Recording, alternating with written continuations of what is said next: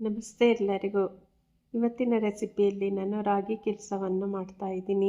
ಬೇಸಿಗೆ ಕಾಲ ಬಂತು ಅಂದರೆ ರಾಗಿ ಕಿಲ್ಸನ ಎಲ್ಲರ ಮನೆಯಲ್ಲೂ ಮಾಡ್ತಾರೆ.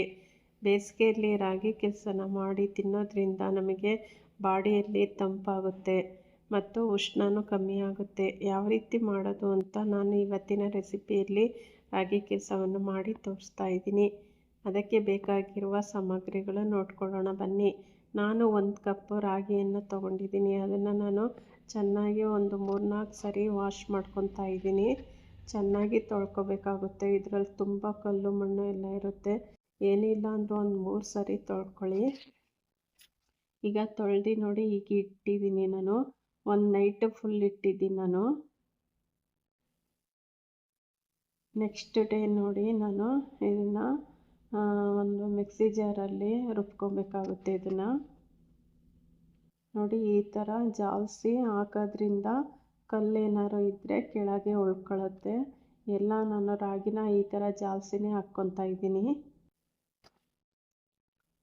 ನೋಡಿ, ನಾನು ಅದಕ್ಕೆ 2 ಕಪ್ ಬೆಲ್ಲ ತೊಗೊಂಡಿದ್ದೀನಿ. ಒಂದು 7-8 ಕಪ್ ಅಷ್ಟು ನೀರು ತೊಗೊಂಡಿದ್ದೀನಿ. ಆ ನೀರಲ್ಲೇ ನಾನು ಮಿಕ್ಸಿ ಜಾರ್ ಮಾಡಿ ತೋರಿಸ್ತಾ ಇದ್ದೀನಿ. ನೋಡಿ, ನೈಸಾಗಿ ರುಬ್ಕೊಂಡಿದ್ದೀನಿ ನಾನು. ಒಂದು ಪಾತ್ರೆಗೆ ನಾನು ಶೋಧಿಸ್ಕೊತೀನಿ. ಈಗ ನೋಡಿ, 7 ಕಪ್ ನೀರಿದೆಯಲ್ಲ, 7 ಇಲ್ಲ 8 ಕಪ್ ನೀರು ಬೇಕಾಗುತ್ತೆ 1 ಕಪ್ಪು ರಾಗಿಗೆ. ನೋಡಿ, ಚೆನ್ನಾಗಿ ನಾನು ಟರ್ನ್ ಮಾಡ್ಕೊತಾ ಇದ್ದೀನಿ. ನಿಧಾನಕ್ಕೆ ಹೀಗೆ ಸೋಸ್ಕೊಂಡು ಎಲ್ಲ ತರಿನ ತೆಗ್ದಿದ್ದೀನಿ. ನೋಡಿ, ಇದನ್ನು ನೋಡಿ, ಇಷ್ಟು ಹಾಲು ಬಂದಿದೆ. ಒಂದು ದಪ್ಪ ತಳದ ಪಾತ್ರೆ ತೊಗೊಂಡು ನಾನು ಇನ್ನೊಂದು ಸರಿ ಸಣ್ಣ ಜಾಲರಿಯಲ್ಲಿ ಇನ್ನೊಂದು ಸರಿ ಸೋಸ್ಕೊತಾ ಇದ್ದೀನಿ. ಬಟ್ಟೆಯಲ್ಲಿ ಸೋಸ್ಕೊಂಡ್ರೆ ಈ ಥರ ಏನೂ ಆಗೋಲ್ಲ. ನಾನು ಬಟ್ಟೆಯಲ್ಲಿ ಸೋಸ್ಕೊಂಡ್ಲಿದ್ದಕ್ಕೆ ನಾನು 2ನೇ ಸರಿ ಸೋಸ್ಕೊಂಡಿದ್ದೀನಿ. ನೋಡಿ, ಈಗ ಸಣ್ಣ ಉರಿಯಲ್ಲಿ ನಿಧಾನಕ್ಕೆ ಸ್ಟವ್ ಹಚ್ಚಿ ತಿರುಗಿಸ್ಕೋಬೇಕಾಗುತ್ತೆ. ನೋಡಿ, ಬೆಲ್ಲ ನಿಮ್ಮ ಟೇಸ್ಟಿಗೆ ತಕ್ಕಂಗೆ ನೀವು ಹಾಕ್ಕೋಬೋದು. ನಾನು ಇಷ್ಟು ಹಾಕ್ಕೊತಾ ಇದ್ದೀನಿ.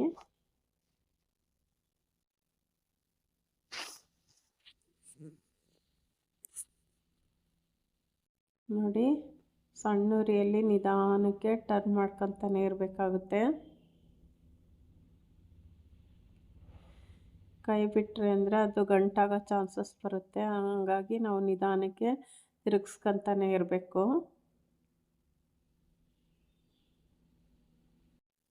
ನೋಡಿ, ನಿಧಾನಕ್ಕೆ ತಿರುಗಿಸ್ತಾ ಈ ಥರ ಅದಕ್ಕೆ ಬಂದಿದೆ. ಇದು ನಿಮಗೇನಾದರೂ ಗಟ್ಟಿ ಆಯಿತು ಅಂದರೆ ಇನ್ನೂ ಸ್ವಲ್ಪ ಬಿಸಿನೀರು ಕಾಸು ಹಾಕ್ಕೋಬೋದು. ನಾನೇನು ಹಾಕ್ಕೊಳ್ತಾ ಇಲ್ಲ. ನೋಡಿ, ನಾನು 1 ಸ್ಪೂನು ತುಪ್ಪ ಹಾಕ್ಕೊತಾ ಇದ್ದೀನಿ. ಈಗ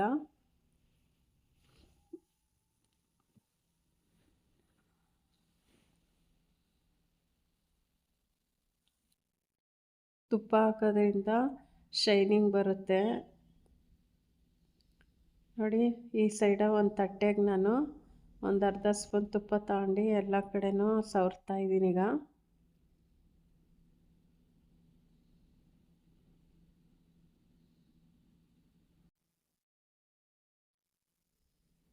ನೋಡಿ, ಈಗ ಚೆನ್ನಾಗಿ ಕುದೀತಾ ಇದೆ. ರಾಗಿ ಏನಿಲ್ಲ ಅಂದರೂ ಒಂದು 3/4 ಗಂಟೆನಾದರೂ ಬೇಕಾಗುತ್ತೆ ರಾಗಿ ಕೆಲಸ ಮಾಡೋದಕ್ಕೆ. ಸಣ್ಣ ಉರಿಯಲ್ಲಿ ನಿಧಾನಕ್ಕೆ ಬೇಯಿಸ್ಬೇಕು, ಇಲ್ಲಾಂದರೆ ಅದು ಹಸಿ ಹಸಿ ಆದರೆ ಅದು ತಿನ್ನಕ್ಕೆ ಬರಲ್ಲ.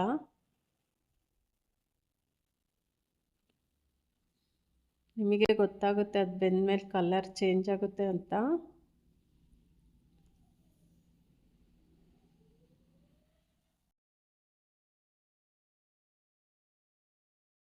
ನೋಡಿ, ಈಗ ಸಣ್ಣಗೆ ಬಬಲ್ಸ್ ಬರ್ತಾ ಇದೆ. ಈಗ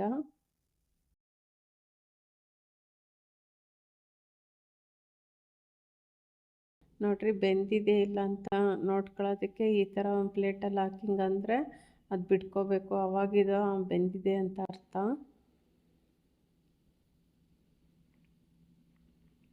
ನಾನು ಇದಕ್ಕೀಗ ಏಲಕ್ಕಿ ಪುಡಿ ಕುಟ್ಟಿಟ್ಕೊಂಡಿದ್ದೆ ಹಾಕ್ಕೊತಾ ಇದ್ದೀನಿ. ಈಗ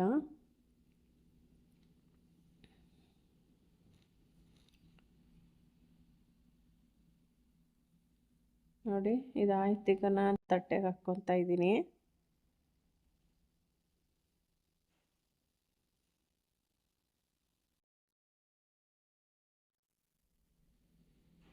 ನೋಡಿ ಇದು ಆಗಿದೆ. ಅರ್ಧ ಗಂಟೆ ಬಿಟ್ಟಾದ್ಮೇಲೆ ನಾನು ಕಟ್ ಮಾಡಿ ತೋರಿಸ್ತೀನಿ.